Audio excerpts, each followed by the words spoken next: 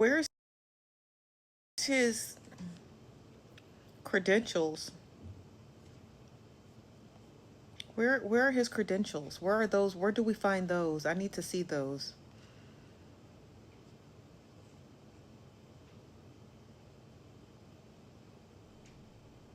I need to see that. Okay, so we're probably not going to see that, so we're just going to have to go based off his word. That's a blessing.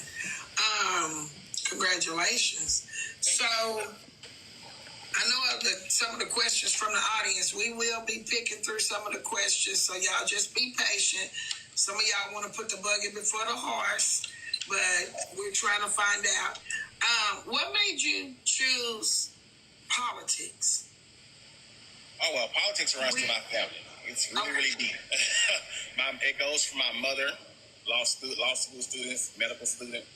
My father, medical student, law school student. And it goes all the way back. My generation has been running for politicians, I believe, over 5 decades. And I would have been the only one in my generation if I did do it, would have been the only one that actually done it. No one else done it. They switched over to the medical field, and it's been medical field on it since then. And not to mention that y'all have to understand, I've been starting this politician thing since I was 16. When the first flood came in Louisiana, and the police has told us, well, we're not coming to y'all neighborhoods right now until 3 days after.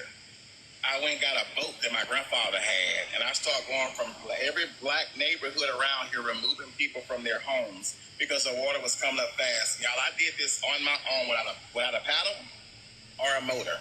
I walked through those floodwaters myself and moved those people from their homes. Elderly, people that was on the hospice, people that did a lot of things, they needed a lot of help. Those people weren't coming. So as I was pulling them out of the water, I had the community to work with me to get those people to the hospital if they needed to go, or get them food or water. And the people that did not want to go, y'all, I monitored that water all night long by constantly walking into it, making sure we didn't get no higher. I was knocking on their door. I was giving them food. I was giving them water. So I tell people often, I didn't just start this yesterday. I've been doing this a long time. Okay. And I seen that we needed somebody that can make a difference, and I felt like that person was me. That's good. Thank you for your services. I know how it is working and being a handyman out in the community and being out there and being first line. So that is a blessing when somebody volunteers their free time to be a first line. That's really a first line essential worker, basically, when you can get out in your community. Which leads me to the next question. Have you ever sat in city official seats? Have you worked in any positions downtown, city council meetings? Are you close to those areas? Yes, I'm very close in those areas. I know a lot of my family members sit in those seats as of today. And I had no opportunity myself to run for those seats because I didn't want to. I felt like those seats was for the people that was in them. We all have a calling, and that wasn't my calling. I am an international human rights defender, though, and I tell anybody that's a seat, and that's a large seat because I don't just work in the United States. I work in every country. So that's the biggest seat you can fill, and as of right now, I am the only one that's in Louisiana. Right. Siblings. Do you have siblings, brothers, sisters? Yes, it's 9 of us. 10 of us, counting me. And yeah, I have a lot. 4 brothers and 5 sisters. 4 brothers, 5 sisters. Where do you fit at in the family tree? Are you the middle child, older? The baby. You are the baby. I'm the baby. You're the baby. Everybody excited about you running for? Everybody, when I first started, they would say, no, they're going to hurt you. You don't care about what you say. You say it, you do it, no. But they kind of grew into it, and they kind of helping, but distant help, because they're like, we don't want people to know who we are, so we need to come protect you. Right. So, yeah. So, do you have a focus area for leadership? I have a lot of focus areas. My main focus is our future. That's our children. My second main focus is our women, because our women has brought us from where we come from, and our women is going to lead us until where we need to be. I think it is very important. People don't understand. Everybody don't want women as leadership, but they don't understand women is the strongest being on earth scientifically. Go look it up. You know. That's good. Thank y'all for the gifts and the love. So what type of team do you have right now, starting out building? Have you built a successful team to help you start right here, the foundation? We are building.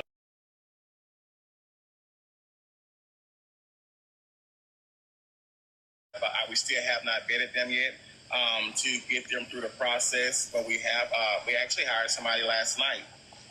One of my team members hired somebody last night, and she have not sent back over everything yet to be certified or whatever. But however, they are working really, really hard, and they need to. We are trying to push to get more information out there as well. Right. So with that being said, you stating that you have asked me to come and be a part of the team. Now, I'm a social media bunny, okay? And I've done some things and said some things out here that could later come back and bite and probably possibly put a damper on your election, being truthful. How do you deal with that type of stuff? Have you thought about that? Is that something that you're concerned with? Because that is something that could possibly come up down the road. Good question. One thing we have to learn as a group of people is that some people like yourself has what they call a outside realm of job, okay? And you are a creator. It is your job to get on here and create. And how you do that creation is totally up to you and solely up to you. When you step across the field to protect your community or do what you feel like you need to do for American people, I feel like that you are the right person to do your job. Although people won't see you as that because they're going to be pulling up, oh, this Nietzsche talking like this and doing this and doing that. But here's what people fail to realize. I haven't seen a perfect person yet walk into that office. And everybody has a side job. And that just happened to be yours.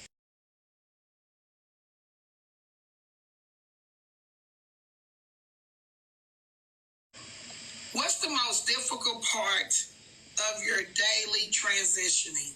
Because you are a husband. Are you a father? We were a father. I were a father. Yeah. I'm sorry to hear that. Oh my. That's probably hard to transition and grief and this. How do you transition to your daily and to keep it separate? It's really sad. Well, my wife is with me, so I don't have to separate anything. She's wherever I go, she goes. Technically, he's still a dad. You know what I mean? He just had. It sounds like he had a loss, but you're still a dad. You know. In that sector, we're in that sector. When we're out of that sector, we're out of that sector. But I tell people all the time, although the dollars don't roll, my job is always my job. Hold on, let me finish chewing. So a couple of clips were sent to me because Ms. Nietzsche sat down with a person who's running for president of the United States in 2028, and they wanted me to review it because my background, albeit being nosy, is in politics. So they wanted me to review it. And there's only been a couple of pink flags. One, him discussing how he only picks and chooses specific people to allow him to be interviewed. And then he said, well, I can take the heat. You really can't if you're picking and choosing who interviews you. The second not red flag, it was kind of a pink flag. He wasn't very clear about his educational background. So there was not a whole lot of concrete information on it. He first stated that he was getting his bachelor's degree. Then he stated, well, I got my bachelor's degree. And then he stated that he was getting his PhD in law at Harvard. So so let me just make this clear. I don't have a law degree, but I have applied to law school. I just didn't, or no, like a 169, 170. And I took it twice. And so he stated that he's getting his PhD in law. Your jurisprudence, your JD, that is the PhD. So I never heard of it. Maybe I'm just ignorant to law, but I didn't know you could just keep going after. I thought your JD was your PhD, but maybe I could be ignorant to that. So he said he's getting his PhD at Harvard and that he's currently finishing up at Penn State. So I'm not entirely sure. I would prefer if he would just, instead of telling us about his degree, just put him on your website and let us vet your transcripts. That's typically what most president-elects do. They issue out their taxes and they issue out their degrees, so we know. You know what I mean? Hell, even Donald Trump did it, and he went to Fordham, and he dropped out of Fordham, and then he went to Penn, which is two different universities. Penn State is the state college. Penn is the privatized one, Pennsylvania one. That's the private, super fancy Ivy League one. So then Donald Trump went to the Waldorf School of Business, right? So we know that about Donald Trump because we've seen his transcripts. I would just prefer this guy. Just show us your transcripts and we can just move past that, because the ambiguity about his degrees are a little iffy for me. I find that a little iffy. You said I heard like 20 red. Okay, well, let's just finish, y'all. He sounds like but he sounds like he is for the people. He sounds like he's you know what I mean? I just thought the whole I don't want to be interviewed and the whole ambiguity about his transcripts, those are my little tiny pink flags. 24 hours What's up, a day, 7 days Black? a week, my phone is open and someone called and they ask for something or need something. I get out of my bed if I have to and make sure it's done. And my wife will let you know, she's been sharing me with the community for a long time. Right. Hi, wife. So question. A lot of people like to know what makes someone different. What makes you different and more believable than any other These are great questions that we have seen elected and be put in the White House? Well, again, I don't accept the funds from rich people. I have had a lot of people that have tried to, fund me, but I declined them. 2, I'm doing a grassroots campaign. 3, I'm not reading off a script. There's no script in front of me. You'll get me and only me. 4, I'm not a fake person in my record. I always say, let my record show my faith. And anybody can go look at what I have done. I'm on the news. I have shut down prisons. I have been doing a lot of things. And as of today, I'm getting ready to file an exportation lawsuit against our city councils, as well as sitting judges for disrespecting and breaking. I think he meant ex parte. That's the term he meant. He did not say that. Faith. And anybody can go look at what I have done. I'm on the news. I have shut down prisons. I have been doing a lot of things. And as of today, I'm getting ready to file an exportation lawsuit against our He said exportation. He meant ex parte. city councils, as well as sitting judges for disrespecting and breaking the law when it comes to. You can't sue a judge. So just make it clear, this is because of Alexander Hamilton. We're going to go all the way back to our forefathers who founded this nation. When the Constitution was rewritten, right? It started off as the Articles of Confederation, then it became the U.S. Constitution that we all know and love today. Alexander Hamilton is the reason why you cannot sue a judge. You can't sue a judge. Judges have qualified immunity. So it's just based off of the writings of Alexander Hamilton as to why he believed that judges, because they're to be appointed by proper people, that they cannot do improper work, if that makes sense. Of course, we have corrupt judges. Judges go to jail all the time, but it's not because of their ruling decisions they've made at the bench. It's typically because they DUI arrest, diddling kids. It's usually outside of the courtroom. Does that make sense? Usually it's some sort of like corruption, like, oh, they were doing these kind of dealings on the side, sending, like that one white lady judge who was sending all those kids to the juvenile jail. And it turns out that her husband's friend had built the juvenile jail and her husband were investors. So I don't know if you remember that case. It came out in like 2018, 2019, and she ended up going to jail for it because she did not disclose that she had partaken that. But you can't just, I'm going to sue this judge. You have to have a reason as to why, right? And again, you thank Alexander Hamilton for that. Black Americans in their court. I work and do this. I've been doing this a long time. So I just say, let my record reflect of what I will do. And hey, it's there. Thank you, Mickey. There's no way around it. It's there. I love who I am. I support what I do. I support what my wife pushes for me to do. She often. Now, he did say that he has shut down prisons, and these are just my notes because I'm actually taking handwritten notes. These are my handwritten notes. He stated that he shut down prisons. He's helped single mothers and veterans in his neighborhood. He needs to put that on his website. He needs to put that on his website. He needs to let people see that, because I could say a lot of things. I could say, you guys, every Thursday I feed the homeless. That could be a goddamn lie. I could be literally sitting down here clipping my toenails on Thursday. So if he is going to be interviewed about these things that he has done for his community, he needs to put that on his website. That would probably be his first line for him to do that. But overall, I mean, he sounds like a nice guy. Does he have a chance of winning the election? No, third parties don't win elections. We don't live in that kind of country. We don't live in a third party countries. Can third parties disrupt elections? Yes, we have history of that. The first case of a third party candidate in our minds is Ross Perot. Ross Perot was the reason why George Bush Sr. lost his election to Bill Clinton. George Bush only served one term. And he lost his election because Ross Perot, who is an oil tycoon billionaire from Texas, had galvanized the third party Green Party vote so much that it ended up costing George Bush Sr. the election. A lot of people don't remember that, but that is true. A lot of people say that about, what is that white lady's name who only she's the reason as to why Kamala Harris didn't win her election is because it also intervened. Yeah. Jill Stein. They say that about Jill Stein. They say she's just a party disruptor. She is a party disruptor. Her, and then again in 2016 with Jill Stein again. She did it again in 2016. People say she only shows up to disrupt elections. So yeah, you can use those two, Ross Perot and Jill Stein, as third party disruptors, right? They disrupt the system. But can a grassroots person win an election? Not without taking large dollar donations, unfortunately. I said, you're a different person.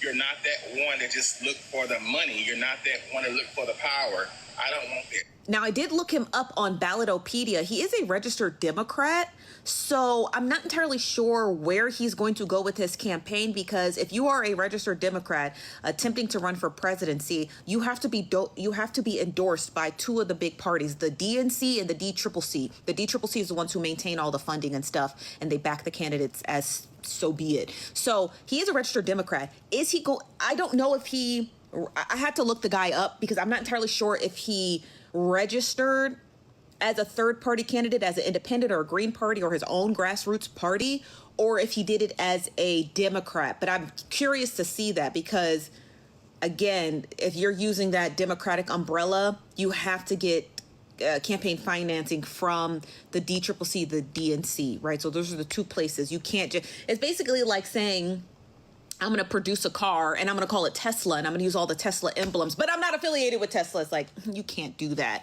You use our party affiliation, you are therefore going to be recognized by our party and our party's finances. Does that make sense? The power belongs to the people. That's what set me different from the ones that have been there and the ones that is running for there. They're running for their own agenda. I'm running for the American agenda. Right. Thank you for that. Describe you in the field. Say that one more time. Describe you. His jacket is missing on that side. Babies all the way up to the elderly. The elderly is my favorite, of course. I love the elderly. And the babies are too. But yes, I work with the children often, as well as I work with the adults. Just last week, actually, my wife and I had a truckload and a trailer load of school supplies, and everybody in our community and outside of our community, all the way into Texas, Mississippi, and Alabama, was able to get school supplies for their children to go back to school. Now, a lot of people say, why don't you film yourself? I don't need to film myself. There's people out there that'll let you know. Oh, that doesn't work, and it doesn't. The presidential election is very much optics. If we can't see you, it did not exist. That is just simple. He clearly stated, I am not running for state and local government. I am running for the general election. There's only one general election. There's only one general election. So if he says, I'm running for the general election, you don't need to see what I'm doing. Yes, we do. Because everybody doesn't have eyes on Monroe, Louisiana. You have to show us. It's a game of show and tell. If you don't talk to the press, if you don't show the people what you're doing, you're going to be labeled an inherent liar. I'm not saying this guy's a liar. He's probably telling the truth, right? But you can't just say, well, I'm not showing you anything. Why not? Why can't we see what you're doing? You want to be our president? If you start off by telling the people, you don't get to see what I do, it doesn't come off very trustworthy as a candidate. Because if we can't see what you're doing now, we most certainly won't be able to see what you're doing in the White House. It's very reminiscent of Donald Trump. You know what I mean? Don't believe your lying eyes. My lying eyes tells me I haven't seen anything. My eyes aren't lying. So if you don't show me, I cannot determine if you're doing it. These are pink flags. I haven't heard any red flags yet, but these are very pink flag dog whistles. These are pink flag dog whistles to me. But let's continue. Yes, he did that. I don't need to showcase what I'm doing every time I'm doing something because I'm not the type of person to show out. That's not who I am. I'm not a show floater. But like I say, my everyday out in that field is just getting out there talking to people, knocking on doors, letting them know, hey, this is me. So I'm not trying to sound mean, and I'm really trying not to scream because this pisses me off because y'all already know I hate talking about politics, but if I have to talk about politics, I have to give to you raw and uncut. Are you going to knock on 330 million doors? That is my question. That's going to be very expensive for your campaign to have to drive to every county in every state and knock on 330 million doors. You know what would be cheaper? You know what would be cheaper to not have to knock on 330 million doors? Just show us what you're doing on a daily basis. Show us the community activism. Show us you feeding the homeless on Fridays. Show us you building tiny homes for veterans and single mothers. Show us so you don't have to knock on 330 million doors. That would be cheaper. It would be a lot cheaper. It would be a lot cheaper. It would save you a lot of airline flights and campaign tour buses if you just show us. You say you don't want to talk to the press, so I guess we're not getting a town hall meeting either. We're not going to get a town hall. I guess we can't ask you. Come on, these tiny flags. Again, with my background in politics, I'm very clear. I have a clear background in politics. I don't just tote that around, okay? I don't talk about politics because it's a headache, because politicians are headaches. That's why I don't talk about politics, because it's too stress-driven. You know how many friends I've had heart attacks in politics in D.C.? It's too stress-driven. I'm already getting stressed, but let's continue. We got we got more clips. Tap the screen. I don't have no big platform. There's 607 of you in the building. Can you tap the screen? Tap the screen before I show you his half jacket. He seems like a nice guy, though. Tap the screen before I show... I don't know what's going on with that jacket, but I wish he'd find a new picture, child. Okay? Tap the screen. Please, help me get to 45,000. You don't even have to send gifts. I don't care about that. But at least just tap the screen and save the live, okay? I have all this and that, but I still go out there and do the work to make sure that I'm getting what I need done. Right. Now, I did see one good question. You said, girl, you ain't got it like you used to. Got what? Got what? What do I not got like I used to? But I just want to... Let me pin your comment in case you didn't know I was talking to you. What was your name?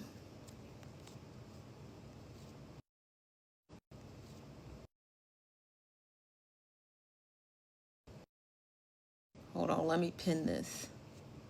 Hold on, I'm that petty. I want to find it. I want to find the comment.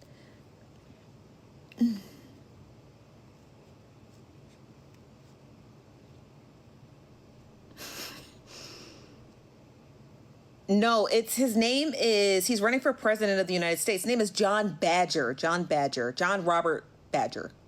And the clip was sent to me because people wanted me to review his sit-down interview with Ms. Nitra in regards to him running for president of the United States. Again, I have a background in politics, and so people just want to say, I can't find your comment. You got lucky. You got lucky. Okay, you got lucky. I didn't see it. Okay. Right there, and I am looking and scanning. What is your stance with the immigrants, excuse me, and the immigration? How do you feel about that? People going back or being told that they have to go back somewhere. How do you feel about that? Oh, that was the end of the clip. Let me see. Let me pull up the next clip. Give me a second, you guys.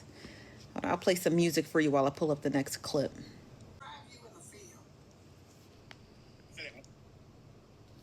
I'm never afraid of nothing that